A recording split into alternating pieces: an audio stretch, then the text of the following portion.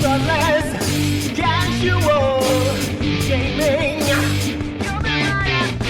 Thoughtless, casual gaming. Thoughtless, casual gaming. Thoughtless, casual gaming.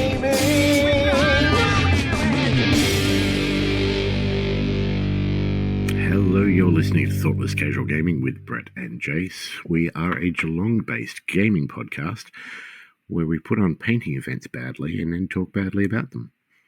Badly. We ran through February and March. We ran a painting event. What was said painting event, Jace? It was stolen quite shamelessly from the idea from the grey matter of Ant, who said, you know what would be awesome? I have so many things that I have started and not done to completion. Just a painting event to take all of those half-done projects and knock some on the head would be inspirational. And we like being inspirational here, so thus was born Finish a Thing with exactly that kind of concept. Take a thing that you'd started and you hadn't finished and finish the thing that you hadn't finished but you had started. Yes, and this, we thought this was a great idea, and we don't get to be inspirational very often, so we rolled with it, we ran with it, and it seems like it was a bit of a hit because we've had quite a number of entries. Several 17 to be precise, that we need to talk about. So that's what this episode is about. We're going to talk about the people who've entered. We're going to gush about their efforts because, let's face it, their efforts were a lot more effortful than my efforts. I forgot we're going to gush, and I haven't even put a plastic sheet down. Oh dear, you amateur. Anyway, we have 3 finished projects that have been put on our Facebook event. 3 people's finished projects, let's put it that way. We have 14 that were in the Discord. So I figure we might just jump into it. Let's start straight away. Let's go to Facebook first. Let's smash out those Facebook ones, and then we can get into the nitty-gritty of the Discord people. Sounds good. All right. So first up, and the order that I've written these in is pretty much who has finished their thing first is the one that we'll talk about first. So first up, we're going to talk about Kenny. Mm-hmm. Now, Kenny seemed to jump behind this project quite enthusiastically, which is absolutely awesome, because he finished a thing, and then he finished another thing, and then he finished another thing. There were significant finishings of things. There were many finishings. And, I mean, from his commentary as well, there was this piece where he's like, I don't think I painted anything in 2023. So these are all things that were sitting partially finished for more than 12 months. Excellent, which is exactly why we wanted this competition in the first place. Because everybody's got that pile of shame. I've got more than my fair share. So many. It's way too many. Many things in my collection are simply just undercoated black. In fact, I'm sitting here looking at like at least a dozen of them on my table right now. Yeah, I think, there's so many. But yeah, it is exactly that point. There's and I think that sometimes the hobby funk happens or real life happens or something happens and you kind of stop doing something regularly, and then all of a sudden it's like, well, it's hard to kind of get back into the groove of making that a thing that you do. So I mean, I'll be honest, in the last week I have thought in my head of all the things that I want to paint right now, which is sitting on my desk. Yeah. But when it comes to actually picking up the paintbrush, I've picked up the Xbox controller a lot more. Yeah. But it is that concept, and I love the fact that this turned from all right, I'm interested, I'll do a thing. Here's some stuff to oh my god, I finished a thing. Let's do that again. To and it's kind of snowballed, and I know full well that he's currently still doing hobby things as well. So it has actually gone from 12 months of nothing to a little bit more motivation again, which is glorious. That's what we wanted. I mean, if I'm being honest, that's what I wanted for myself. And if you can't have it for yourself, the best thing you can do is make sure nobody has. No, wait. But Kenny has done it in spades. Now, Kenny is a little bit of a Lord of the Rings fan. Mm-hmm. And the first thing that he's submitted is a group of 1, 2, 3, 4, 5, 6, 7, 8, 9 dwarves. Oh, yes. And those dwarves, They are finished. They are absolutely finished, and I really dig the bases he's done on them. This is like Mhm. kind of carved runic thing. I think he's done like almost, it looks like a gold inlay type deal on the little detail of them. Mhm. And I actually, as much as I don't want to say it, I kind of like the Lord of the Rings dwarf aesthetic, where it's a little bit less over the top fantasy, giant horned helmets and kind of, squished Viking. And it's a It's little bit simple. more, yeah, it's I don't want to say believable as a fantasy race but they are just a little bit more realistic. Mhm. No, I'll I give don't it know. that. It looks like he's going back to the bases. I mean, the bases are phenomenal, and I've got absolutely taken notes on these, but it almost looks like he's done like a marble effect Yeah, on that it was as the next well. piece. So it has gone. And it's marble, and then it's got like the runes and detail and stuff on them. It's got like a metallic-y gold inlay type deal, but they're still ruined because it looks like there's still some rubble and dirt and kind of broken up bits, which is cool. I dig it. I do too, and I like that the way this whole group of 9 is very much tied together, which is obviously important when you're painting a unit. You want something to identify the fact that they are a unit and they belong together. Whether they see eye to eye with each other or not, that's another question. But Unimportant. I mean, they don't see eye to eye with others because they're dwarves, because they're shorter. But I think they'd see eye to eye with each other because they're all roughly the same height. But I actually really dig the fact he's gone for like this light kind of bluey grey for the cloaks over the top of everything, which actually doesn't tie into the base in the fact that it blends in it and kind of makes it one piece. But you've kind of got this white grey pale base and then the cloak that kind of makes them fit in the environment as well. I think it's just really clever kind of color selection there. yeah, and the cloak seems to be darker on the inside than it is on the outside. Just how it would work. Yeah, and then you've got the green sort of tops, tunics, whatever they're called, all through the squad of 9, and it's a nice green too. It's almost lovely. Elvish green. Ooh, them's 5 words. But no, it's a beautifully done green. I mean, it's browns and very sort of earthy tones throughout the whole squad, making them look and feel like dwarves to me. Yeah. And then if we're going to continue on the earthy tone kind of bandwagon, he finished those off and went, yeah, let's do that again. And then busted out the ring wraith. Little Nazgully dudes right straight after. So again, it's what, 1, 2, 3, 4, 5, 6, or 7 of those dudes. But all the little and 8 from the looks of 8. it. I think there's one hidden at the back. He's sneaky. Yeah, I see what's happened here. And again, it's that like that. It's as it shows up in the movie, right? They're dark. There's black coats. They're creepy as hell.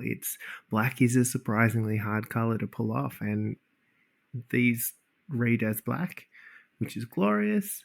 It's got the kind of weathered, rusty kind of metal thing going on. So it kind of looks a little bit like they've been dead for a while. And again, he's leveled up his basing game. He has, definitely. The base is very, again, they tie the unit together. Same sort of texture around, and the grass tufts and all the rest of it. But I like the variation. Because you've got a bunch of black cloaks wielding metal swords on very similar horses, which could look really, really samey. But what he's done is it's the same style base. There's all this kind of rocky ground with some grass tufts and stuff, right, kicking around. But there's just enough variation that it actually helps separate which model is which as well. So it gives them this really super coherent look. They all look really, really similar, but just having the variation, like it looks like they're in the same place but standing on different patches of dirt, which is good in all of the right ways, right? Yeah. And I do like how, as you say, black is very hard to do. The black that he's done, he's got the different layers, he's got the highlighting in there. He's also got on at least a couple of them, there's various shades of blue and like a dark blue in there, which helps, keep them looking like they're painted rather than undercoated like mine. Yeah. And if that wasn't enough, he then starts to bust through and he did the bloody fellowship. Yes, but what is this? Tell me what this is, because this is, there's a picture that he's done where he's 3D printed these guys. They're a different look to the rest of the models. They very much are.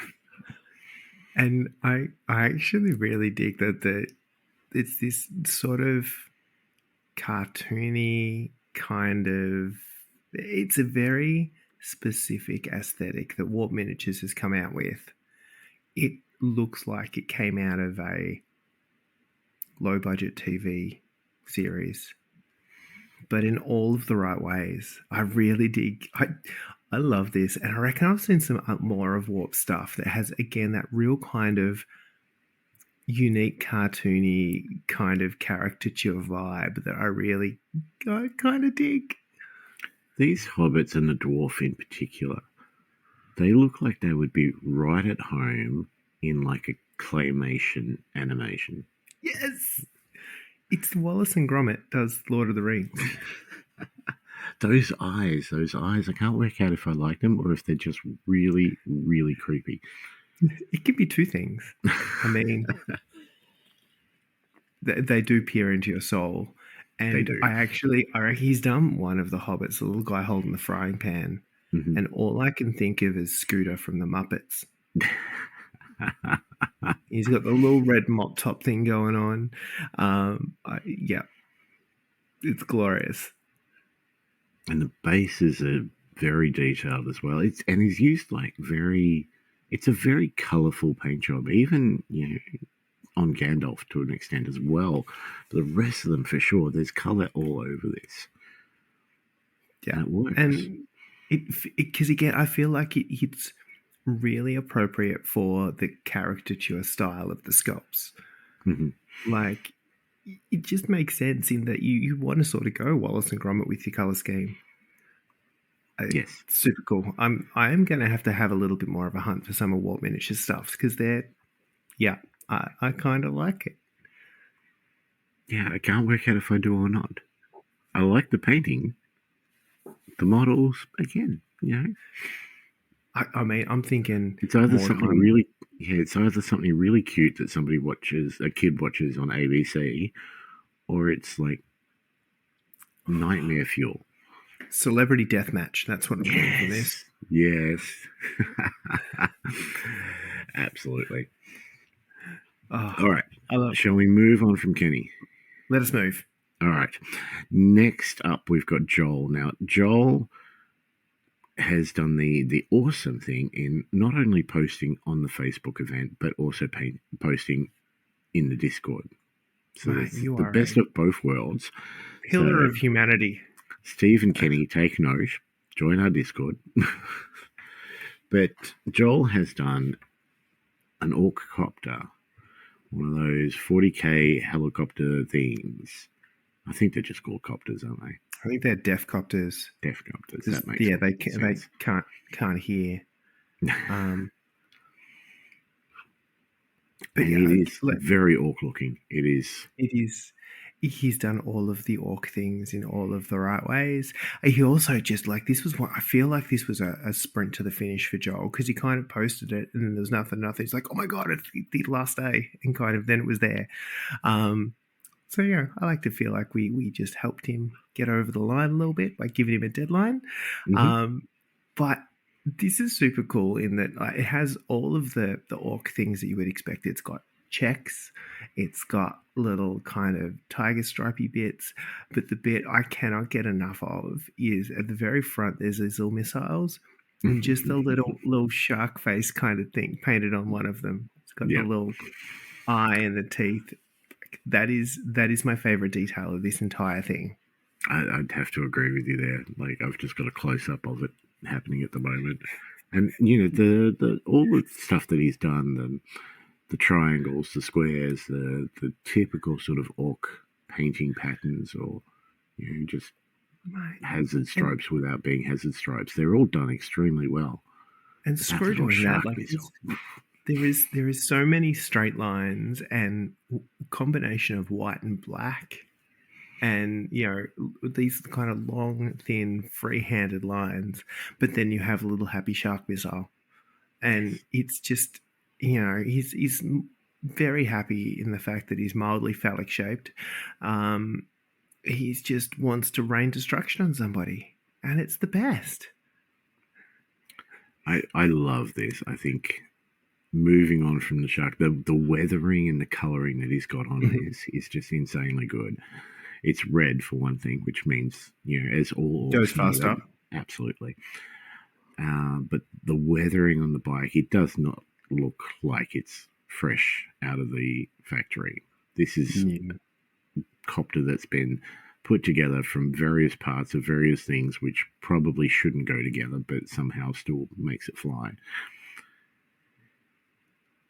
And the little bits on the wing, and everything looks like it is just that detail of things like all of the metal bits, like the little footstep thing and everything.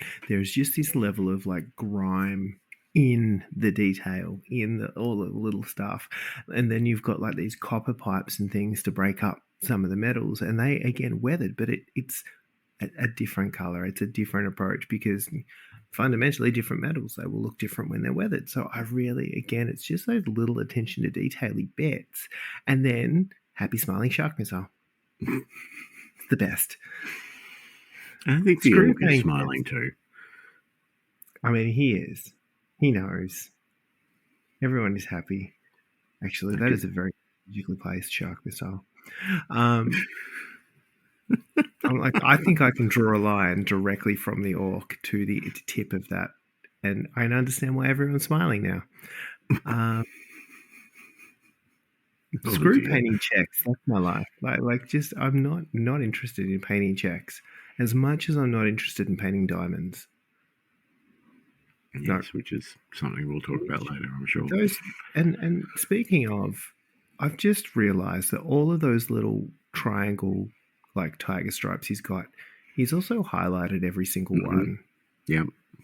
Like, who is staying inside the lines? Stop it. And then, you know, on add all that on, and then on like all of the edges and chips, like there are actually like paint chips and stuff where he's done effects for that as well.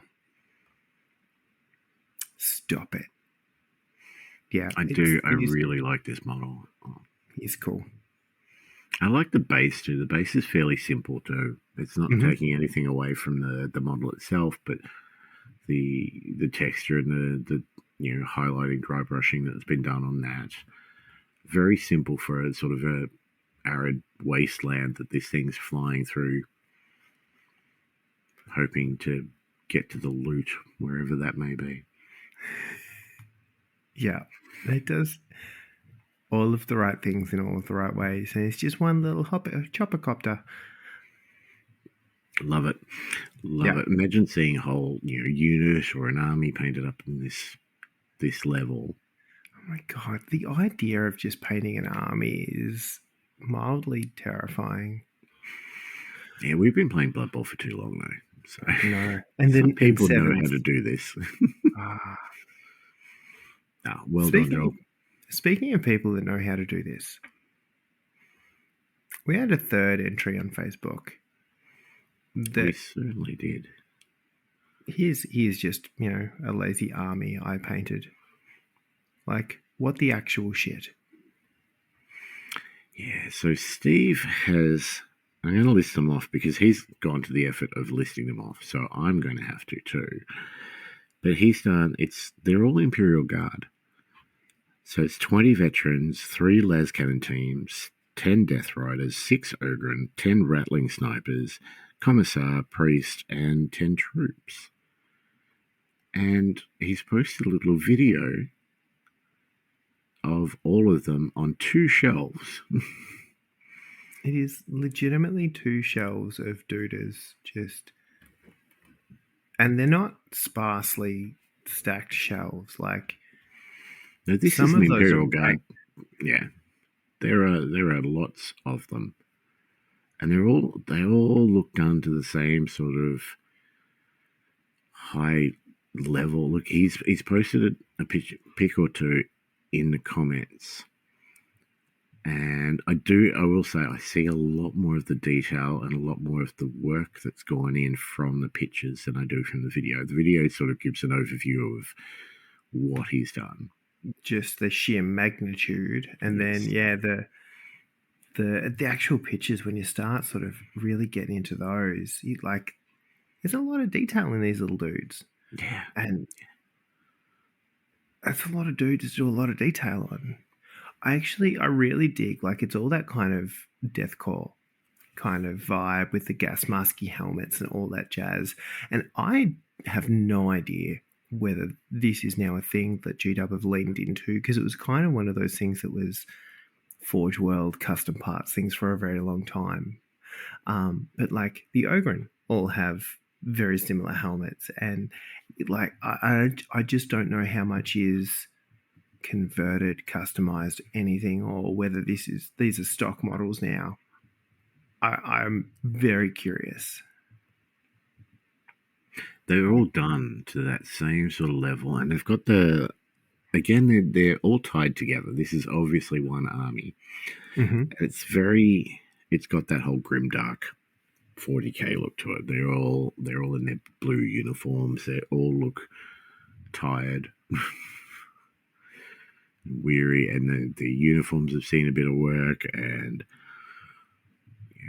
they're Imperial Guard. They're cannon fodder. We all know this. I think that's one of the bits I really like. The trench coats, those kind of bluey trench coats that they're all doing, though, there looks to be texture on some of them. There looks to be like there's some definite. They're not new. They don't look new. They look a little bit rough and rugged and everything. The backpacks, like the leather backpacks, there is definite kind of texture, and it's that thing that's where like all the texture is around the corners of folds and bits and things like that would naturally catch all of the wear and tear and look lighter.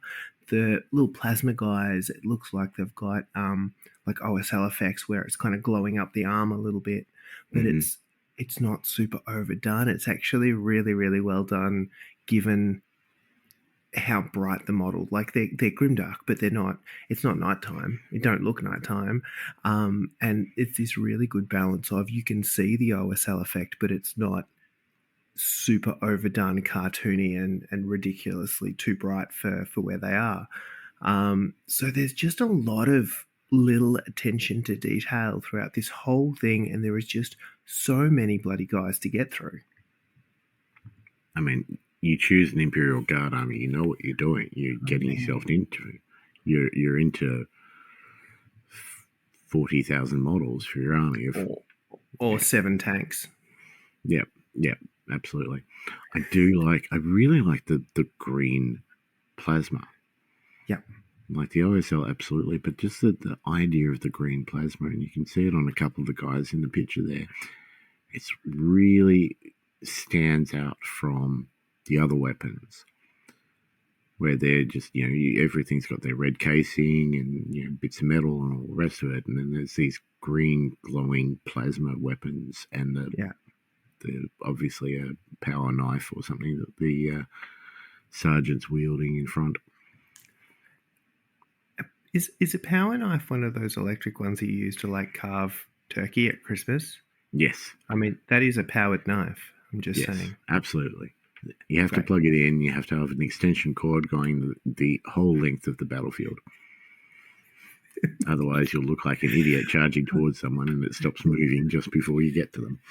Do you reckon? I reckon these are those Imperial Guards that have had enough forethought to not even just plug it into the extension lead, but like not the extension lead, so where they can't pull it out. But I have this picture of this guy run up the board and then the cord running, getting tight, and all of a sudden just like stopping on the anyway. Yeah. I'm sure I've seen that in a couple of TV shows or something. There is a definite whole vibe with this Imperial Guard thing. Like there's 1,000 guys and it's the universe where everyone has a gun, but like they want to get close and hit you with their shovels. I'm really getting that kind of like even the little rider dudes, the death riders, like they just got pointy sticks. Like they probably explode. It's jousting on motorbikes. It's Night Riders. We do not see enough of that, by the way. Have you ever seen Night Riders? I mean, you're not talking about Night Rider, are you?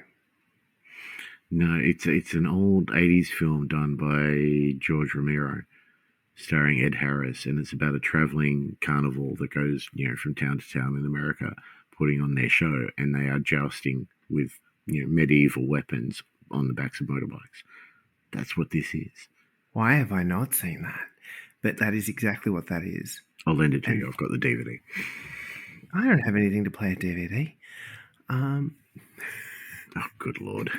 That's not why we're here, though. But some of these guys have got one guy driving the motorbike and a guy standing on the back of the motorbike with the pointy stick. Like, that's impressive. And this guy in the front's just holding the pointy stick and driving the motorbike. Oh, there's a couple of them. Just they're multi-talented. All right. Look, could not do any of these things, and that is disappointing, but also probably good for everybody. Yeah, again, there's a lot of thought going into this, a lot of effort into each and everything. Like the shields on the Ogrins as well. The amount of detail just in the shades of blue and the little rivets holding them and the skull symbol on the front. Yeah, there's a lot of thought that's gone into the colours here. To do all of this at scale, and then I think there's a lot of planning that goes into not just, hey, I want to paint a model and I'm going to plan how it looks, but I want to paint an army and actually coming up with how that whole force will look together and be cohesive, but be able to tell dudes apart and all that kind of stuff. It's next level, and I have forgotten that that's a thing. I don't do that at all, and it shows. I don't generally have a plan in place for the colours that I'm doing my pieces, and sometimes they work and sometimes they don't. And I feel like Steve did. I do like purple. Let's put purple on them. And purple generally works, but I feel like Steve definitely went in with a plan. He was the man with a plan. Absolutely. And what a plan. For 39, 49, 50... Too many. 61 models. Yeah. That is. I mean, 10 were rattling, so you can halve that. It's like painting dwarves. You only get, it still counts as one. Something like, there's a reference in there. Anyway. That's it for our Facebook entries. So, shall we move on and talk to the Discords? Yes. Let's discourse about Discord. Right. So, same rules apply here. I'm going to, because we had a number of posts, and there were a lot of these sort of posts with, here's what I'm starting, here's my progress, here's the finished product. So we're just going to look at the finished project ones, and we're going to go in order of those finished pictures. But then there's going to be an awful lot of scrolling between pictures for some people that have entered more than one thing. So bear with us while we do this. But the first person that we're going to talk about is Patreon of the show, Yuri. Now, Yuri's first effort, as usual, knowing Yuri, God bless him, he goes hard. Blood Bowl. Glorious. Dev's not messed around in the slightest. It's just this piece around, like, I reckon it was day one, and it was very much in form for his level of, like, there was momentum coming into this. I feel like for Yuri, there was definite. He was on a hobby high, and I feel like he moved house or something recently, because he's kind of I'm waiting for him to catch that next wave, and the flood of updates to recommence. Yes, because you're exactly right. So the pledge was done on the 4th of Feb. And then there was an update with the skin color. And then on the same day? On the same day. And then another update with the colors that, he said, they still need a little cleanup and highlighting, and a little painting. And then the next day is when we got the finalized dwarves. Now, these are finalized as far as, this is the Jace school of basing here. You fuck one goat.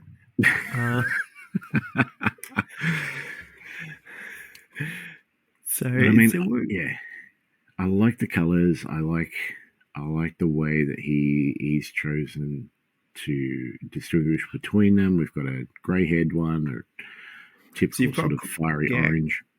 Grombrindle, so he's the White Dwarf model at the best of times, anyway. And then you've got Grim Ironjaw, which is again one of the Slayer special characters, I'm pretty sure.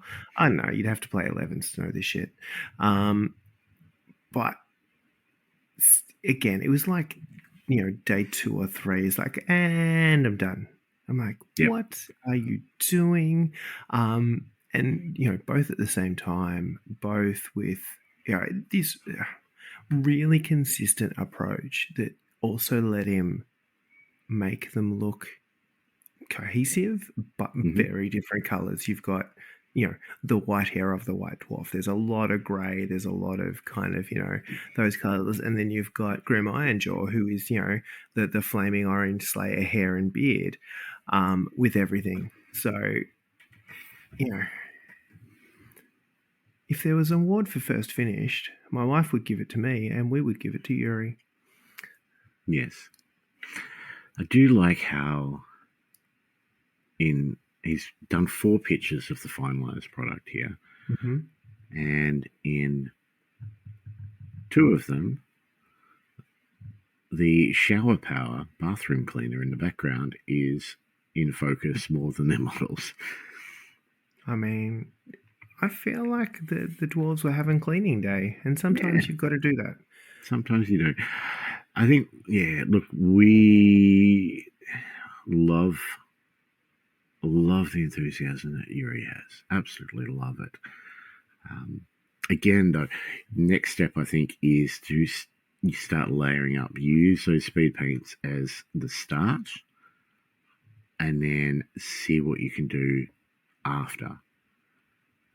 Because I think he's got so much potential with these guys. I would be fascinated to see what he did if he decided to just take his time with something. I mean, I feel like the challenge with some of the speed paint and contrast and some of those effects is that they do take longer to dry, which has benefits in that you can kind of blend them and play with them while they're still wet. But it's dangerous because if you're not ready to do the next thing because the first coat isn't dry and you kind of smash it over the top, it can get muddy.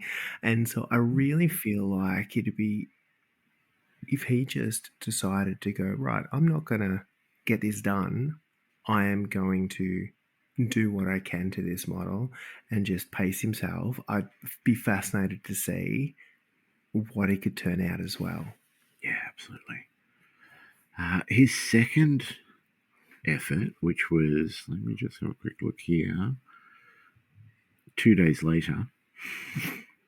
So pledging half-finished sharks, fixing bases, and will touch up some of the teams. So he's posted a picture of the sharks. This is a shark Blood Bowl team.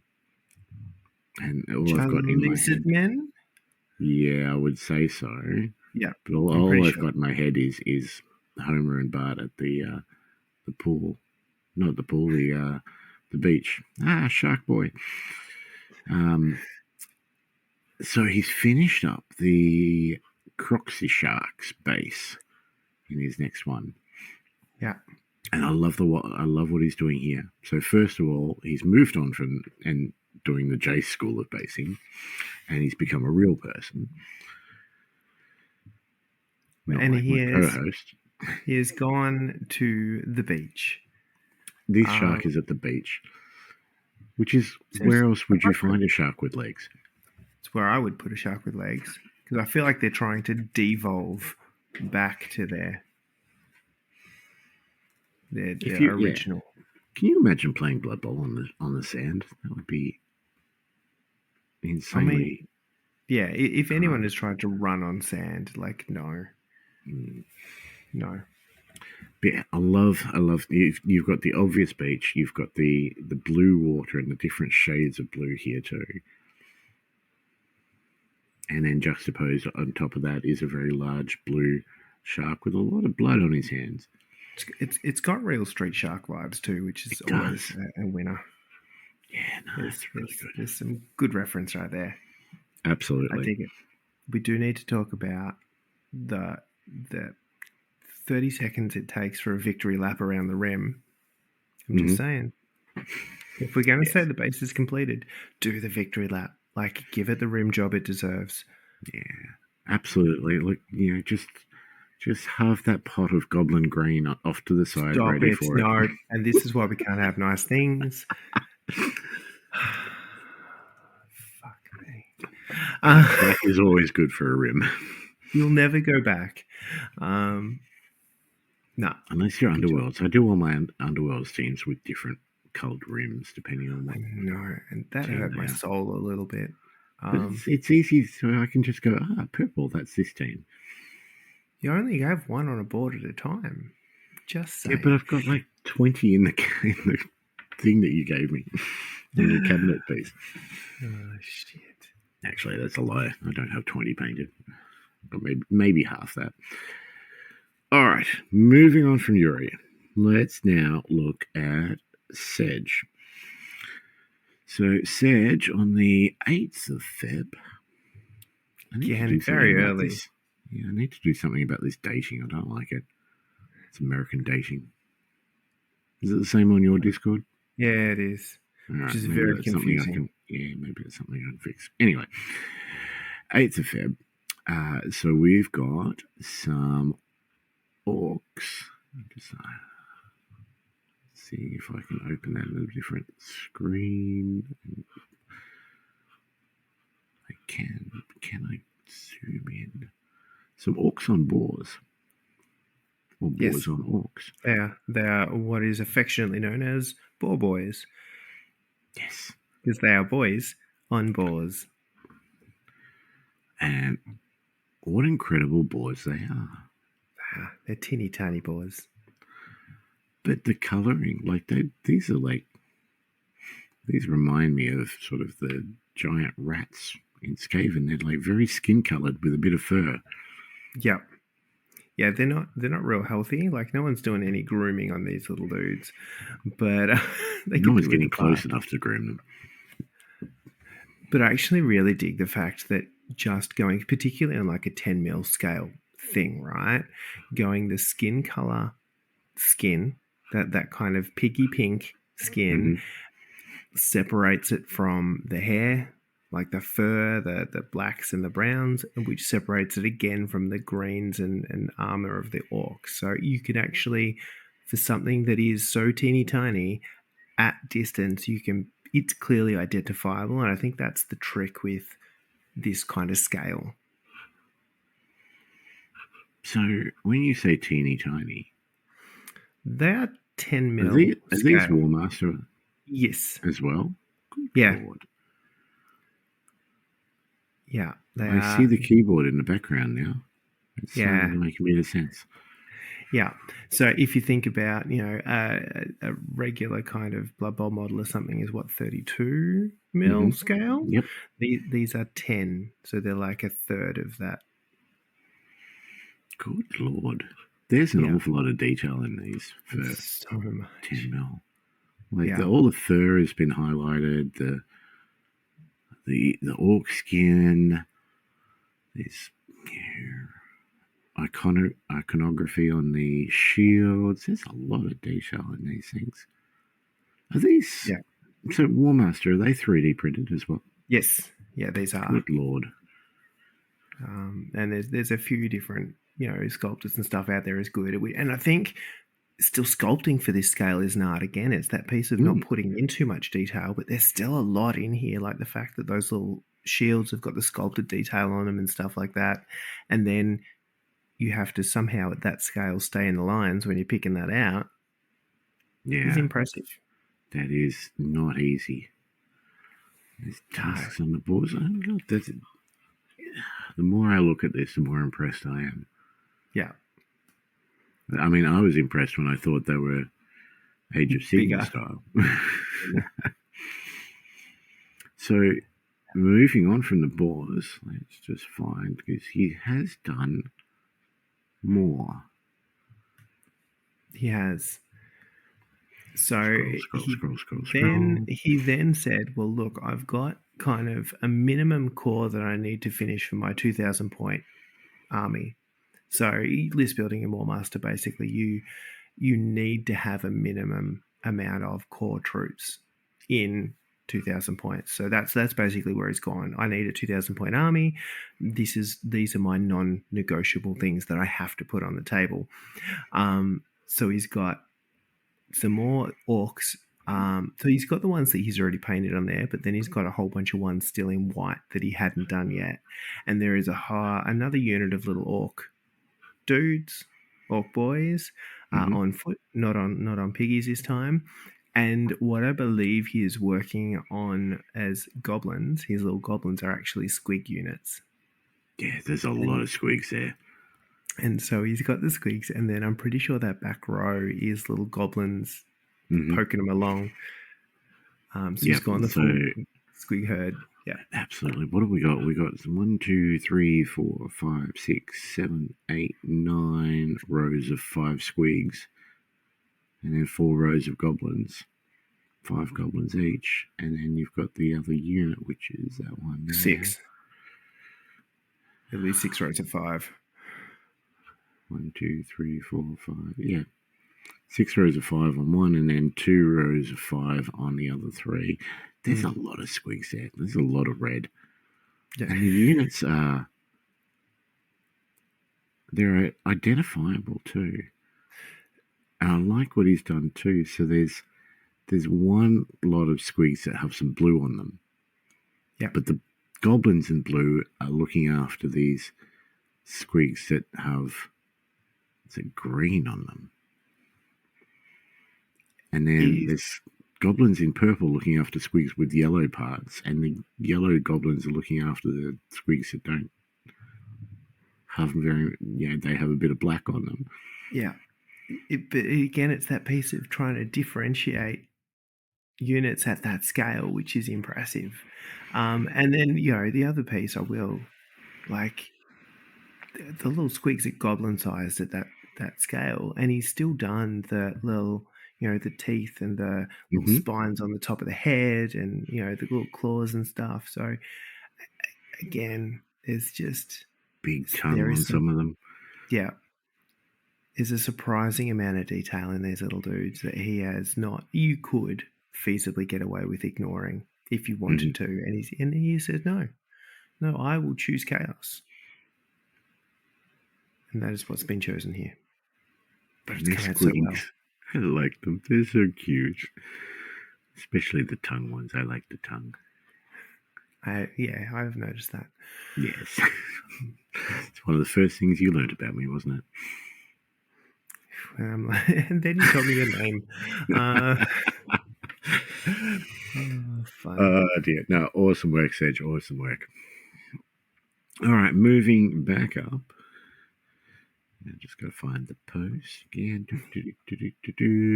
The 11th of February. Adrian. Now, I'm not going to try and pronounce this, but it's a warlord. Now, is this... This is what the is this for? Conquest. Last Argument of Kings. The game with the biggest name. Yes. The final disagreement of reigning monarchs. So Varangian Guard. They are, and it's annoying in that I really like the fact that they've found their own aesthetic. I really like the fact that they've just gone their own scale a little bit and they've bumped it up a little bit. I think that'd be super fun to paint. Yes, there's a lot of things to like about it, but he has done a killer. They've kind of got the undead Roman vibe, right? Yeah. And he says, look at it. I'm just having a proper look at it. In Conquest, is there like the basing? Does the basing come into it? Is that part of the game? Yeah, so my understanding with the basing is that you basically have these like unit trays, right? So with all the little plugs that the models fit in, so you can often replace one of the models or stands or anything with a character that does things for the unit and other things.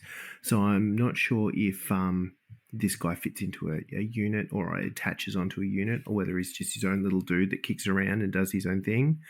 But the base is impressive on this guy. The base is really impressive, and it's a very big base for him, which is why I question it, because I don't know if that's part of it or if he's just actually built the base as sort of a scenic sort of thing for diorama kind of deal. That's the word I'm looking for.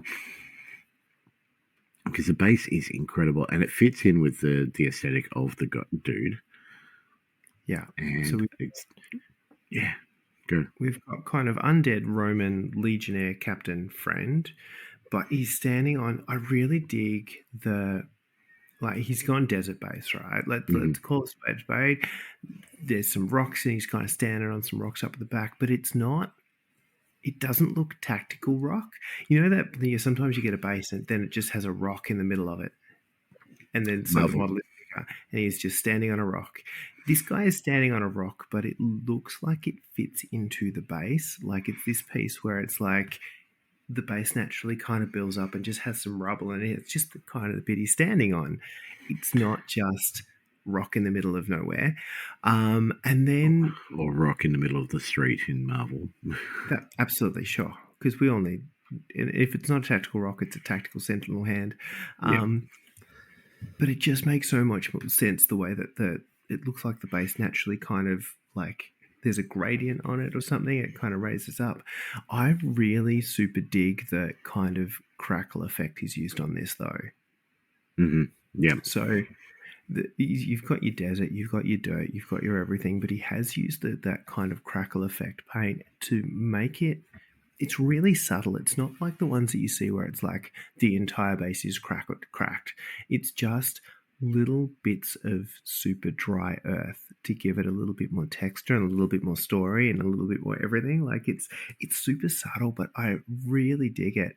And then, he's gone the dried grass tufts and stuff as well in random places, which again, not overdone, but just look they just add that little bit of element to it. And then back onto the model, the bit I super dig with this is actually the kind of weathering on the armor. So it'd be what, bronze, I assume. And so he's gone that kind of blue patina kind of oxidization effect across it, and it just reads so well. Yep. Yeah, this guy looks like, I don't know, to me he looks like one of those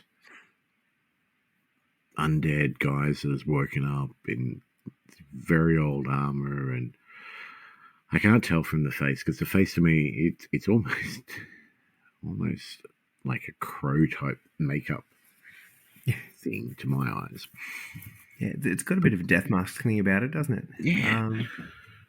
But the face stands out because it's a different color to the rest of the model. You've got your red and your armor and all the rest of it, and then the very brown tying it into the base, and then this sort of white black face. Yeah. Look, you know where to look in that it gives you a really good focal point, and then it's this really nice balance of, again, he looks in his element in the scenery that he's on, but it's not too samey that he just kind of disappears into the background. He definitely stands out as the feature. I actually even dig things just really simply, like the fact his little feathery crest looks a bit busted up. Like, it's just little bits of detail like that I kind of just like, yeah, they've kind of done well with the sculpts on these ones. Yeah, look, I want more information, because I think this is. I do not. I don't want to. Yes, we don't want to get too involved in another game, but like, for me, I don't want to harken on about it, but the base with the model, this is one of the best basing jobs I've seen. It's in a long time. I think it's the one that really, it sells the environment the best out of everything. I feel like there's a lot of people that do cool looking bases that have cool effects, but this is the one that is the most believable. Yep, I totally agree. I love it. Awesome work, Adrian. All right, next up, Mum's Biscotti. So Lewis has done knowing Lewis, this is not much of a surprise, but Lewis has done a kill team, an AdMech kill team, to be precise. Thank you. That was the information I needed. I'm like, it's the half robot dudes with the trench coat. It's like if Robot Delac. It is Delac, Deluc, however we want to say it. You're absolutely right. Yeah, they do look very much like that, almost similar sort of colouring as well. Yeah. Now, Lewis, we know, is a good painter. He's a bit of a fiend. Yeah. And he's, again, just bust out this one. Really, the thing that absolutely stands out, apart from his overall, so the black kind of trench coaty deal, cool. And again, black's hard to pull off, and it's glorious. The blue, glowy, plasma-y kind of lightning effects that are kicking around through everything, and everybody's got a little bit of that love. But the bit I love is the way, again, not to hark on about bases, but they're on this red, Martian-y, dusty base, right? Cool. All good there. But what he's done, and he did mention it's the first time using like the pigments, but taking the dust up the bottoms of the cloak, so it really looks, and their legs and stuff, so it really looks like they've been kicking around in this dirt for a bit, and even to the point that there's like a lot of, I don't know whether they're transfers or freehand or what on the bottom, but there's that kind of detail across the bottom with the little skulls and the little white trim and stuff like that. And he's done that, and then he's chucked the dust over the top, which is in every way correct, but so many people do it backwards, where they put the transfers and stuff on last, and then they look like you've put brand new stickers over an old car. What sort of stuff is this pigment? I'm keen to know more because it's a way where the base looks good, the model looks good, and then that extra layer, that extra effect ties everything together. Like, is this like a special kind of thing? It's like it's paint pigment, but it's just the powder. It's the dry pigment, right? So it's kind of Okay. like it's to explain it, it'd be like you're talking about the kind of if we go on traditional paints and we're talking crushed rock, it is the crushed rock before you mix it with anything, and so you Gotcha. can brush that on or apply that to the model. You can kind of smear it around a little bit, but you can fix it in place as well. Because the problem with it is that it does this stuff really, really well, but it's still just dry powder sitting on a model. So it, Hmm. A tends to smudge everywhere, or B tends to kind of fall off in some instances. But you can kind of fix it in place either with like alcohol or just spit tequila at it. She's good. Varnish that sucker in place to get there. So you get that. You can pick it and you can choose how strong to make it and things like that. So it's great fun to play with. It's really, really good for like weathering stuff. You see a lot of the historical modelers use it on things like tanks and the kind of Hmm. World War II vehicles where they're trying to gritty them up a little bit, and you can do like streaks and stuff with it and stuff as well. Um, it's good fun. So is this something you can buy? Because now that you talk about that, I do remember seeing a YouTube video once where a guy would take like those crusty bits that form around the citadel paints Mm-hmm. when you don't quite close them correctly enough, and he'd take those and stick Even them if you in do one of those stone, what are they called, stone and mortar and pestle kind of yeah, deal. yeah, exactly, and grind that up, and he made some sort of dust out of that. That seems like a lot of effort for something you buy over the shelf. Yeah, Um, okay, that's one. yeah, yeah. Good to know. It's like a little paint jar, but it's just full of powder, and Yeah, and you know, don't spill it. It's a pain in the ass to clean up, but um, they're like really glitter. good fun. Yeah, it's like a really kind of grimdark craft herpes.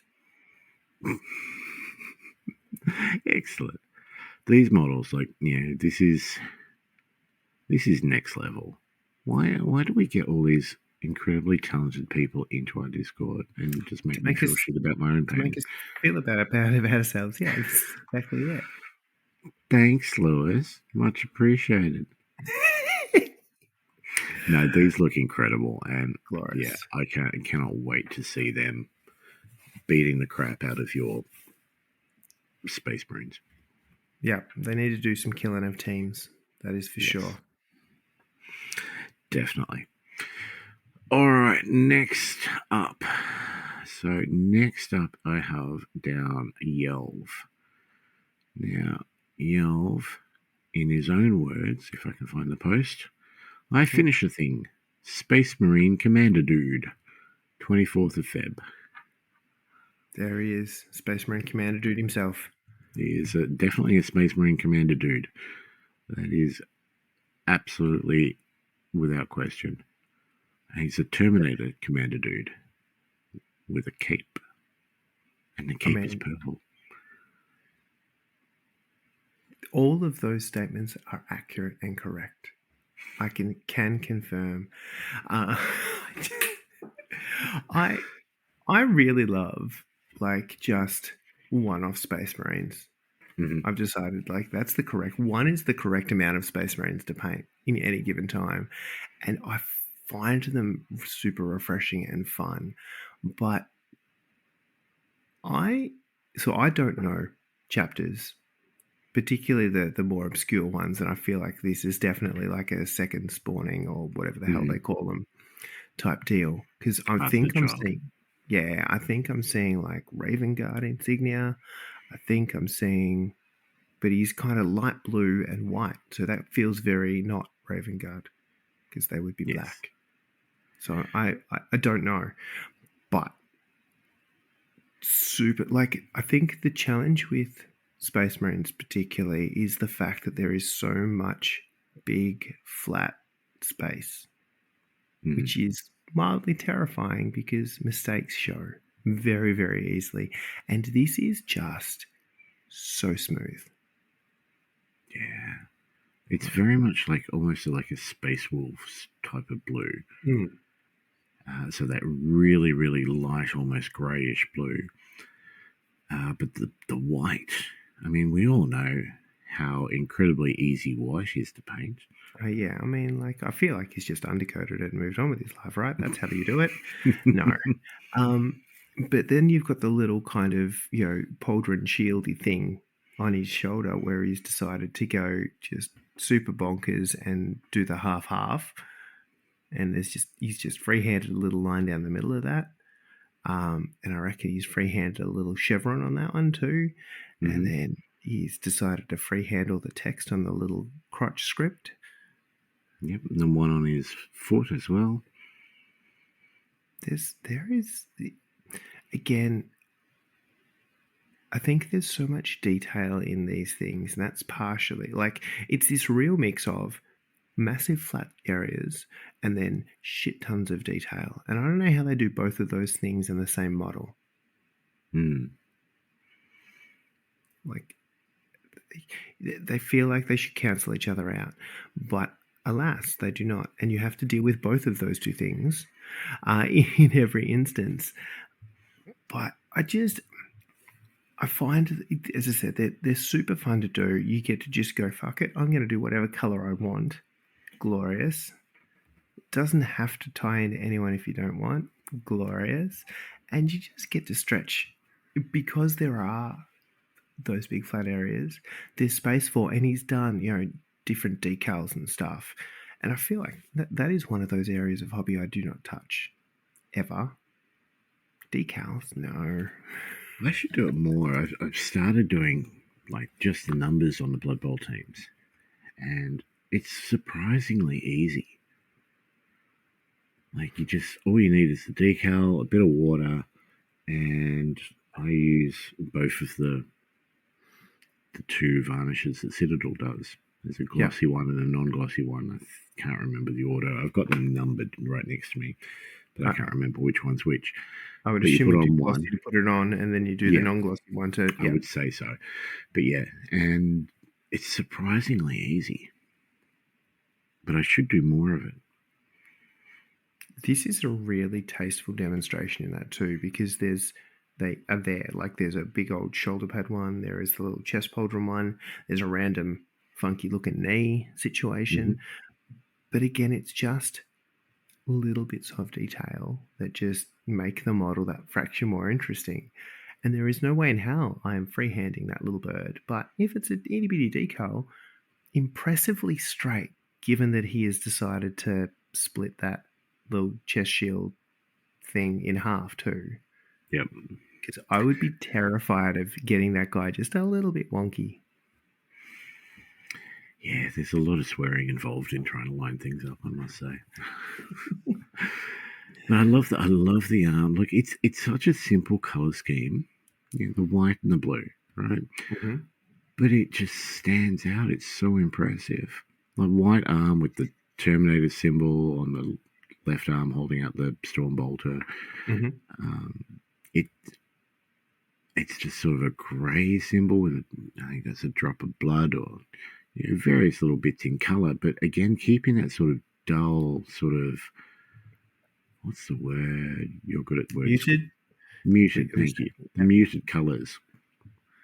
It just makes the whole thing sort of stand out. I love the fact that his head kind of almost looks like it's just floating there, like a Armand Zolas type thing, or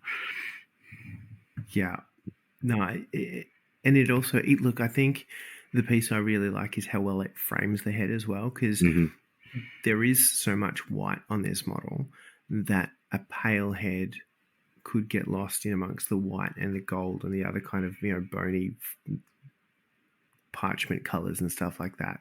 But the fact that he's got this kind of black frame around it from the inside of the armor, because we all need to remove our tactical helmets to look cool on the battlefield. But it actually separates the head to let you know where to look, and it gives it that little piece more of kind of yeah, it just gives you a frame of reference to go to, and then you can look around the model and see what's going on. The more I look at these models, the more I question the physiology of a Space Marine and how he fits in there. Like, where are his shoulders? They're outside the. I don't know. Yeah. I think we've all seen those memes, though. It just, Yep. occasionally I think about it, it makes me giggle. But I've been staring at this guy so long now, I'm like, wait, where's his neck go? And how does his body fit in the thing? Anyway, that is not important. It only needs to fit in there once. And then he's stuck there for 400 years or until he dies on the battlefield. And then they put him in a bigger one. Dear. No, I love it. And I love the very simple base as well. Yeah, glorious. But again, color choice is everything here. And he's kind of got this grey rock situation that he's standing on, because that is the sculpted base it came with, but it is a different, clearly different grey to the bluey grey of the armour.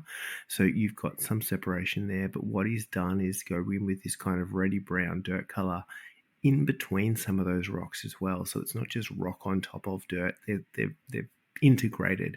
There's this little piece of, there's bits of dirt in the rock, there's bits of rock in the dirt, and all those jazzy bits.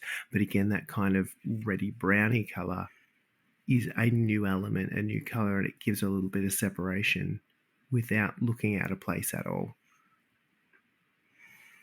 The whole thing, the whole model and the base and everything included is so very simple that it really brings the attention to the paint job. Mm-hmm. Because if a lesser man, let's say one of us on this podcast, were to paint this model, it would not look anything like that. No, and I feel like this really does sell the simplicity, because if one of us who is maybe on this podcast was to paint this, they would feel absolutely compelled to put excessive paint techniques on there to try and make up for the simplicity. But I feel like this really embraces that and highlights the model as well. So I think it's a really good balance of just restraint, and that is a good thing to be able to do. Yep, absolutely. So good. Yelv just continues to impress with his painting. And I feel like, and I could be very wrong here, right? But it sometimes feel like he doesn't actually paint a whole lot, and then he just busts something like this out. And he, like, you won't hear, see, or anything from him for a little bit, and then all of a sudden, oh, here's new Blood Bowl team. Like, where the actual shit did they come from? And where did that talent come from? Yeah, he's a bit of a sleeper. And I'm like, how are you? Anyway, out of nowhere. Some people, I don't know. All right, moving on from Yelp's incredible piece. Next one. Let's go to Steam Powered Scoundrels. Just a couple of posts down. Yes. With his big hat units. They got very big hats. Now, I think you know what this game is. This is one of those games that I invested in, never played, and then sold. So this is from the other side. So this is Weird Miniatures, who make Malifaux. You may have heard of that on the podcast. They brought out a game called The Other Side, funnily enough, which is the whole concept of Malifaux is that you had Earth and then you have this breach into this other world. The other side is the stuff that happens on the other side, the Earth side of the breach. So very similar factions playing. There's very, with some subtle differences. But so you've got things like it's the King's Army or something, which is effectively Britain there. And if you translate that to Malifaux, you've got this kind of guildy, guns, cowboys, and English army kind of deal going on. So it is the quote unquote good guys, we will say.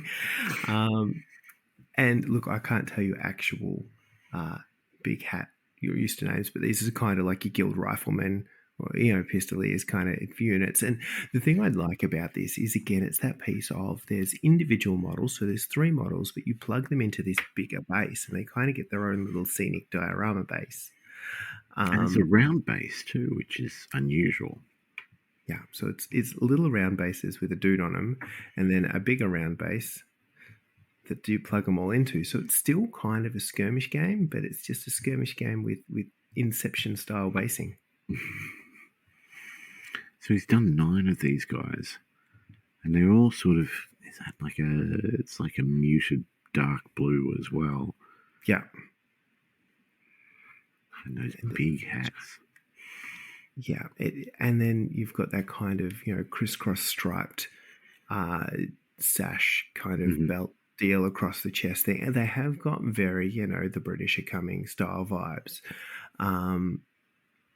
I really like the fact that they have taken the Malifaux aesthetic and made this bigger scale game with it. And then the next post he's done, speaking of the bigger scale thing, is their good friend, the big stompy robot, who has a name that I can't remember. But he is what he says. It is like a, giant dreadnoughty style, but kind of steam powered dreadnought with a big cannon and a big claw arm and lots of stuff going on, and those kind of like army style mark where people just can name their thing and paint it on the shoulder.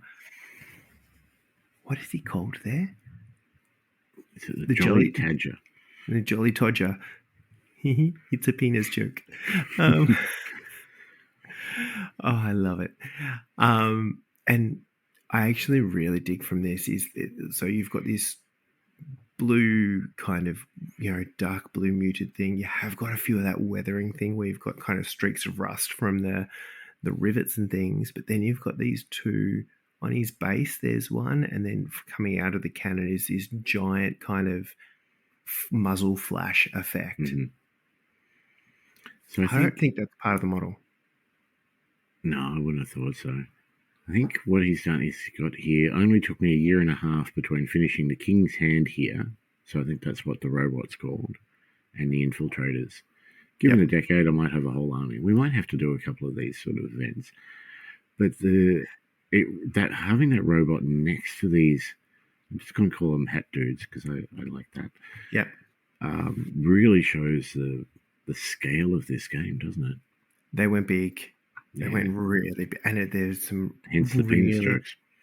There is some really cool models. It is terrifying. It was a little bit sad that it never really kind of... Because I think they did the first one as a Kickstarter. Mm-hmm. That does ring a bell. And I went in on that one, and then the game never really kind of took off. And so I'm like, oh bugger it, I can't just hold on to boxes of stuff I got out of a Kickstarter. But it's super. It's a super cool aesthetic. It's tabletop, but also because everything's in these little plug bases, right? You're not moving one model at a time. You're moving 3s and like squads or fire teams, as I think they call them. So it still kind of keeps a skirmishy feel, just on a bigger scale. But back to the painting here. Can we just talk about the eye of the Jolly Todger? Oh, yes. I mean, that eye is something special. It's the red that stands out from the blue and the grey and the dusty. And I know, very popular gaming or hobby magazines throughout have done any number of tutorials on how to paint lenses and gems and things, but this is how to paint lenses and gems and things. It is the exact replica of that, and it's just right color, right placement, right everything. And it kind of looks like, because he's gone that kind of reddy, yellowy, orangey kind of vibe, right? It looks like the reflection of the muzzle flash from the giant cannon thing he's firing off as well. which I think is a super cool kind of effect here. Yeah.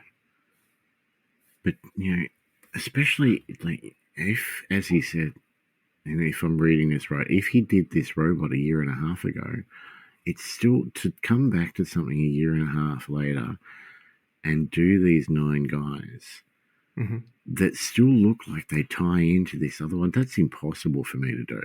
Oh, mate, I'm like, if I've left a project for a month, I've forgotten what I used and what colours, and I'm lucky if I can come back tomorrow. But I do like these 9 guys. I like how each one of the 3 in their bases, they don't look the same. Sure, you've got a guy on one knee shooting, and the other 2 sort of in action, but you can definitely tell that they're different models. Yeah. And yeah, like the whole unit's tying together. The bases of the guys move into the 3 base that they all fit into. There's that consistency there. Yeah, I really dig that aesthetic too. That piece around, like, it's not just one dude on a ground and then you look at the ground and the ground doesn't match, because in this instance the ground matches because you've got a bigger base that shows you the ground that they're on.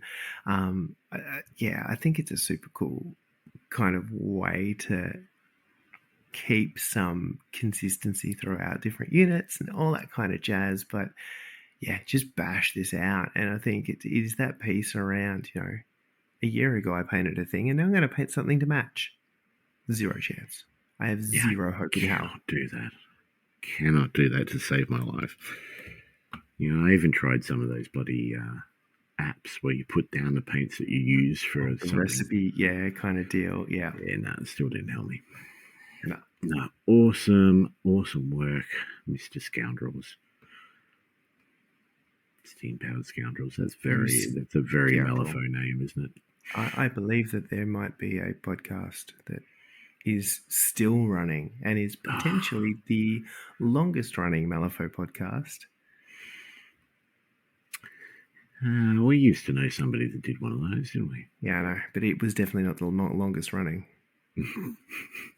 Maybe in episode length.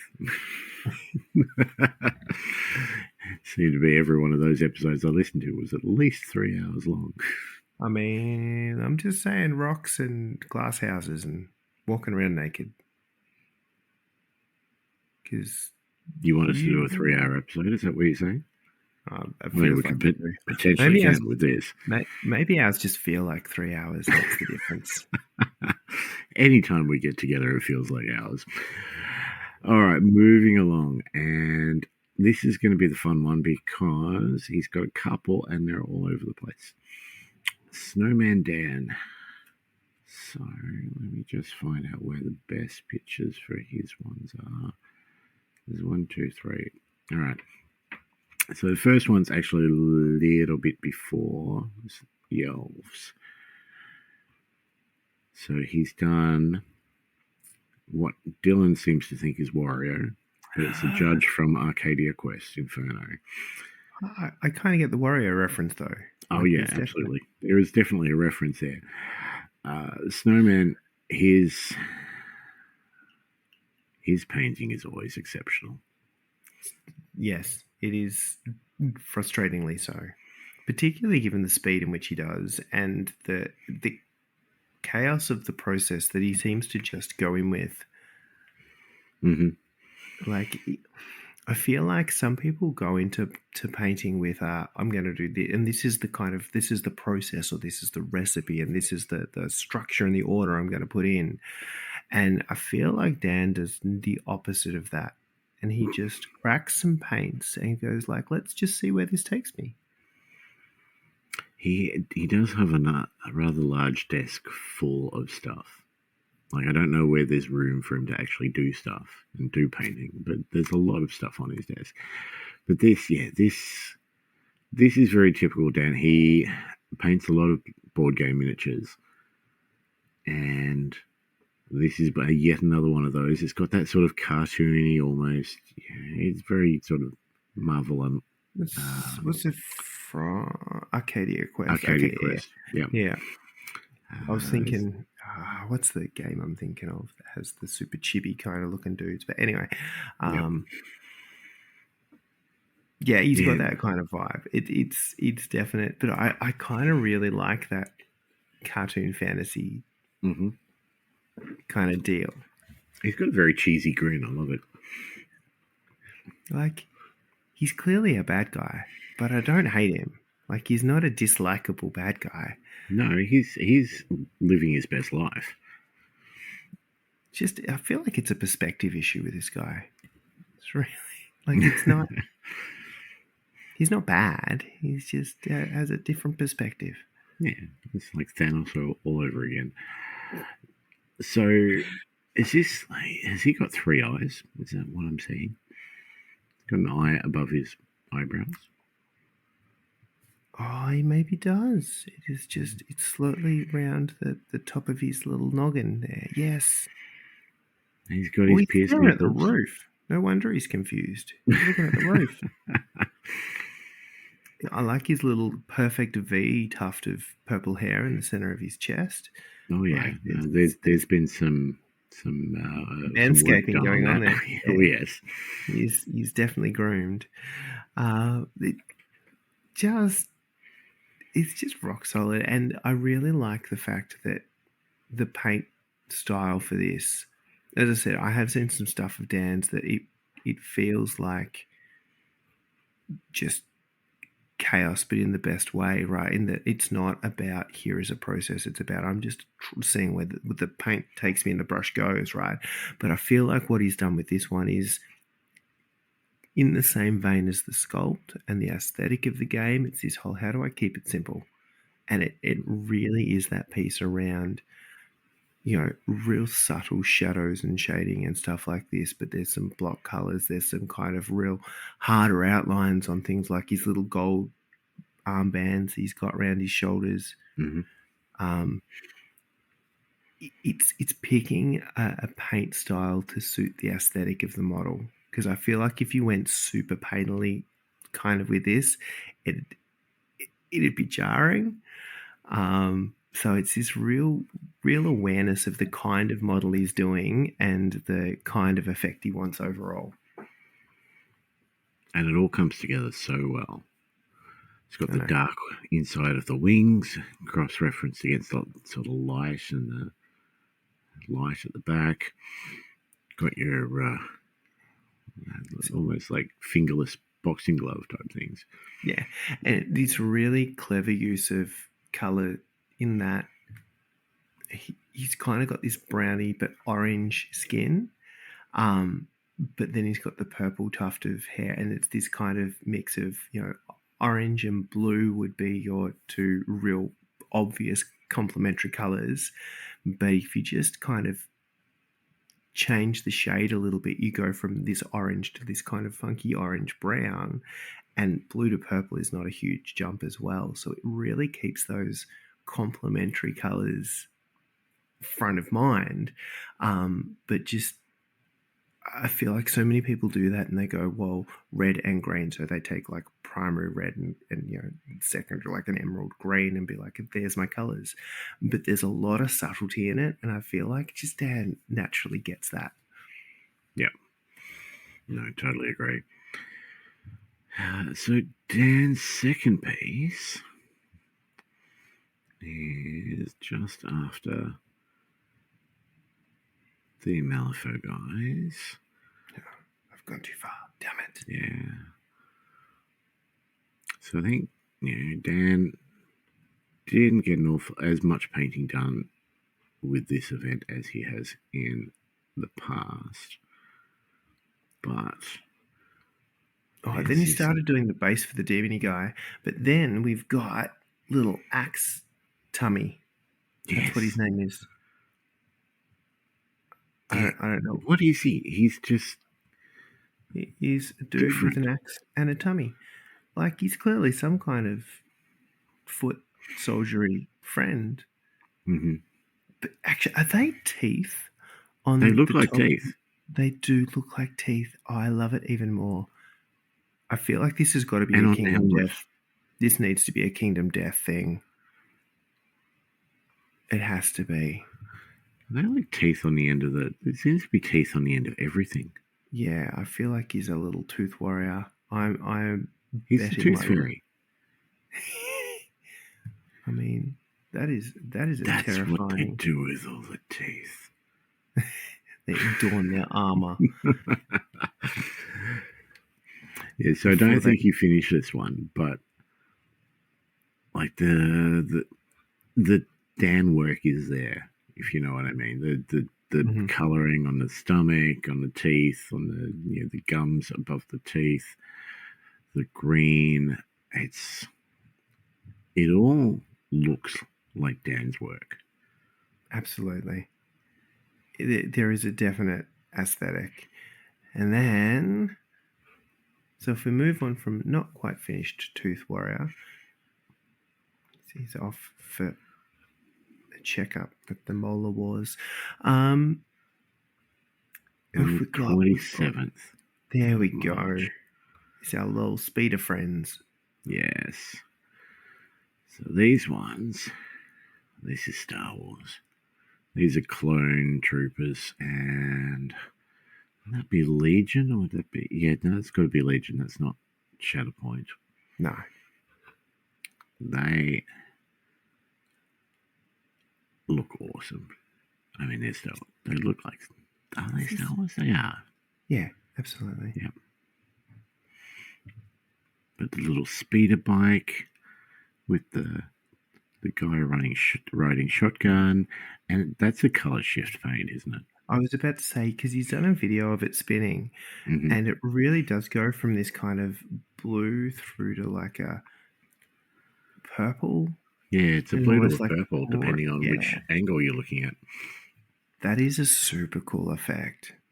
And he's done it well, not like my attempt. I think those color shifts are you've got to get the hang of, right? Mhm. There's a trick, there's a knack, there's a thing, but he's and it's probably his first fucking attempt too. Probably. Dickbag. No, he didn't. Yeah. Yeah, no, they look incredible. And then it's the same old. It's the white of your bloody trooper armor, which screw doing that. It's the all of the pinstriping and the detail and the little joint in it. And then our little sidecar friend's got like a bloody rocket launcher. Yeah, It's a speeder. he's doing shit. He's a speeder bazooka. He's going to Imagine aiming bazooka. that thing. Because they don't go slow, right? So he's going to be. No, Shit. It's like watching Bathurst, where you stand in the corner and then the cars go and you're just like, oh, and then they're gone. And you're like, all right, I'll wait for them to come around again. Imagine reloading that while traveling at those speeds too. Shit, drop that one too. Yeah, to say, yeah, we don't want Butterfingers with a rocket launcher on. You've got to have something at the back that you can just sort of dip the rocket launcher in and it reloads itself. But yeah, no. Dan, again, playing around with paints, this time with color shift, and yet again producing work like that. Fucking nailed it. Yeah. Stop it. Stop it, Dan. Stop it. I thought you said stomp it. I thought you were actually encouraging him to throw that onto the ground and jump on it. But no. Yeah, that's going to be me next time I see him. Yeah, fair. That's his prize. Yeah, I think so. All right. Next up, if we scroll back to the 29th of Feb, which was the thing this year. It was. We have one of our regular paint event entry people, Alice. Now, Alice has done 1, 2, 3, 4, 5, 6, 7. I went too far. 7 Marvel Crisis Protocol guys.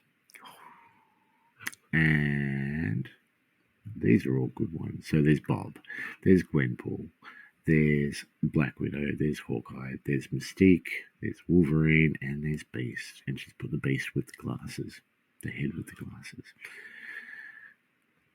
Now these are all, they're not quite I mean, they're definitely Alice models, but looking at the bases are very tame for her. They don't have She has. sequins, or She's they're not been very bedazzled. restrained. She's been very, very restrained in this one. I'm thoroughly impressed at her discipline, and mildly surprised that this is the person she's become. The bases all tie together too. They're all done really well and really consistently too. I mean, ignoring the explosion on Gwenpool's base, like you could pretty much swap the models across.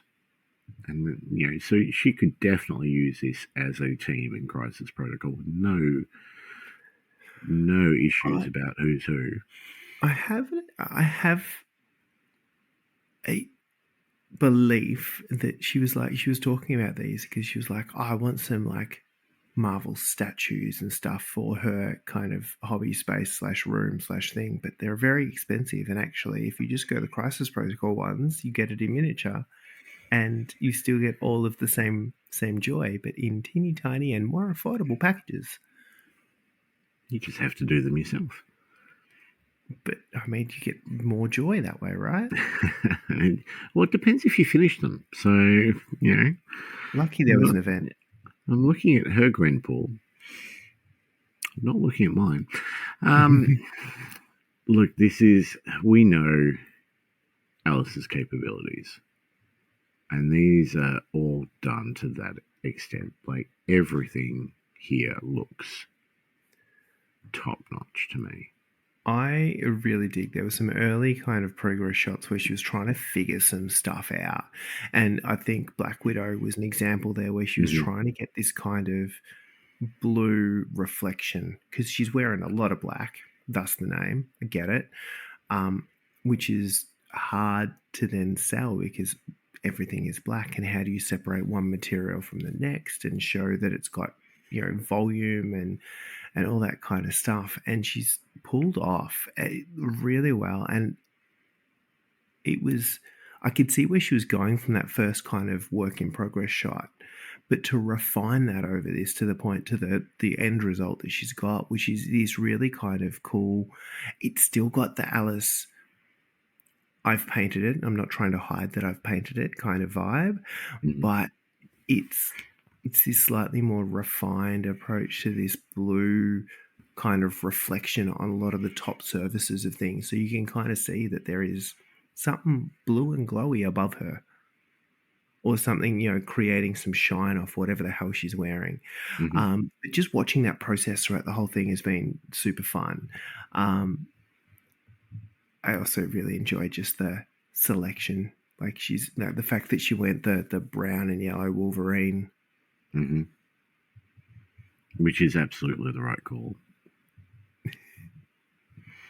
It's, cliche Wolverine colours. I think, I don't know, X-Force colours maybe as well. It's almost as good, but brown and yellow Wolverine. You've got blue-skinned fur, Beast. Mystique just looks top-notch to me. Like that blue skin that she's done. Yeah, and again, it's the white, because a lot of that detail on Mystique is that white bloody outfit. I'm not sure what you would call that. It's not really a dress. Is it? I mean, if it is, it's got a very high split. It's like a half cocktail dress, half gym outfit. Which feels appropriate given the character. But that is a lot of white to pull off as well. That's what she said.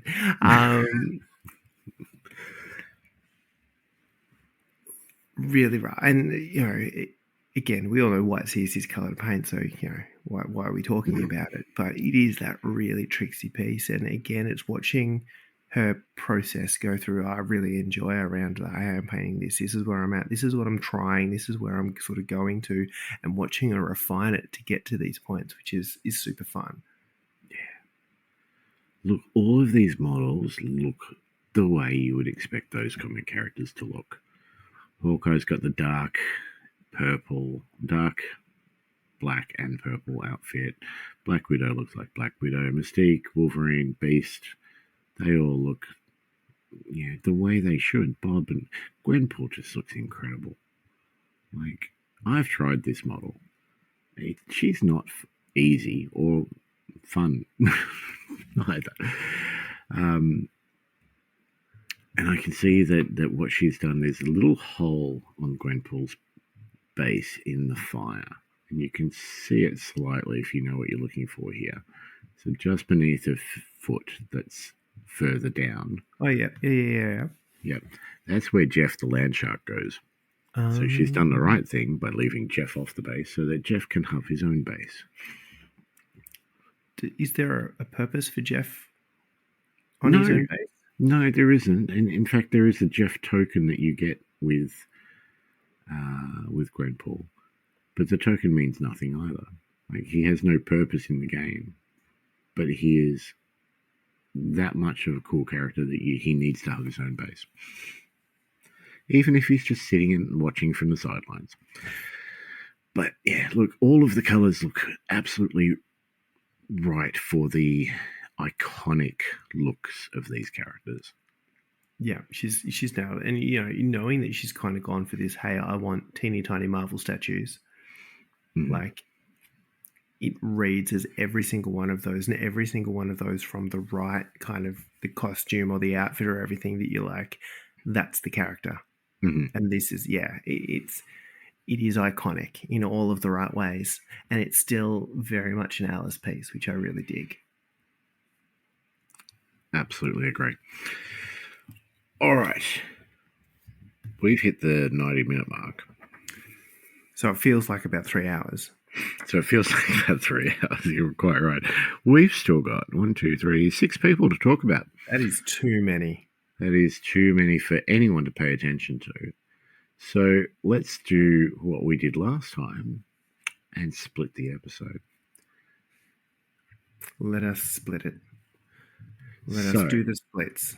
Next episode, which unfortunately will be next week because I have stupid work hours coming up and I'm going to be in Sydney for the weekend. So as soon as I get back, as soon as I've caught up on a little bit of sleep, we will do the next episode where we will go through the next 6 entries and we will announce the winners. We've got a couple of prizes to give away to people for this because a lot of entries, a lot of effort from everyone, like all of them so far. So good. There's been a lot, and we couldn't narrow this down to one. Like, that's not going to be happening. No. And realistically, this isn't about the prizes. So I would much rather kind of, spread the love, share the love, and just give some people a little bit more recognition. Absolutely. Like, we could very easily fit all 17 entries into one episode if we didn't talk that much about each one. I can't do that. No, it's not fair on you guys. Like, you guys put a lot of effort into this. We want to talk about, we want to acknowledge that and say, hey, awesome job. This is what we love. Keep up the good work to everyone. And if we did that if we did 17 entries in an hour episode, I wouldn't be happy with myself. So let's split it into 2. We'll come back next week. We'll do the last 6 and we will announce the winners. And move on with our lives. Exactly. Gets us one more episode closer to 100. I see what we've done here. It's strategic. It's a tactical episode split. Tactical. Absolutely. Totally intended it from the start. We did say we'd see how we go. Yes. So until next week, don't forget Thoughtless Bowl 5 coming up on the 1st of June. So fast. Yep. We have stuff ordered. You've ordered some stuff. You've ordered a few things. I've ordered a few things. I got the shipping notification from Charlie Victor today, so that's on its way to us. things are happening. We have sold 18 tickets so far. Plenty of room for more. We can keep going. And going. And going. And going. We got those little blue pills. Yes. We should do those for swag. No, that's branded Viagra. That brings us back to the anal butt plugs, what we were talking about with our names on them. Although now we've got some images. We can put our faces on an anal butt plug. I want to ask why it's like ATM machine. Why does it need to be an anal butt plug? I don't know, because it's late. Okay, yeah, cool. But I do want my face on one. Okay. Also, I'd like my image. Anyway. Thoughtless Bowl 5. Going to be fun. We're going to have some cool swag for people that come, and just overall, just an easy sevens tournament. Have we gone through the players pack yet? Look, to the point that we said, look, there's nothing special. Like, show up, play some games. Cool. We probably don't need to do an episode on that. It doesn't. It probably doesn't need a whole thing. I'm super pumped. I'm just keen for a really cruisy day of some, fun. It's just simple. Yeah. It is fast games. It is all of the silliness that you'll always expect from Blood Bowl 7s. It's in the big old venue that we've got, and it is one of those events that will be super friendly. So if you want to show up and just play a few games of Blood Bowl, if you've just picked up the game and you're interested, or if you've played a billion games and you just want a little bit more, like it's gonna be the right place for all of those people. We are so proud of everyone that has ever turned up to one of our events, because there has been nothing but, good sportsmanship and friendliness, and, whether it's your first tournament or your first game. We've had people playing out their first games of Blood Bowl at our tournaments. Yeah. And I like to think, because I've seen no evidence to the contrary, that those people have been absolutely welcomed in. That's it. Because, one extra Blood Bowl player, that's always a good thing. Yeah, like, honestly, we are the biggest dick bags there. Yeah. On purpose. I'm not sure if that's a low bar. Anyway. Thanks for listening, guys. Thank you so much to everyone who entered, in particular, obviously, all the people we talked about tonight. People for the next episode, you will get your chance, absolutely. But thank you for listening. Give us a follow on Facebook, Spotify, Podbean, Twitch. Rate us, review us. I think Spotify has that option these days. I think Apple Music does too. I don't know. I forget what we're on. And special thanks to our Patreons who help us put things like this together and help us pay for prizes and just give back to the community, give back to you guys that for some reason keep on listening. Special thanks to our Thoughtless patrons, Alice, Archie, Clinton, Craig, Gertzy, Jared, Kingsley, and Yuri. Thank you, guys. Still far too many names, but thank you. I have to write them down. I got my little sheet here, and it's right at the bottom. It's printed, so I don't forget them. Not just printed, but printed. Yes. That's right. It's just bad ad references from me. That's what I offer. Thanks. Catch ya. Laters.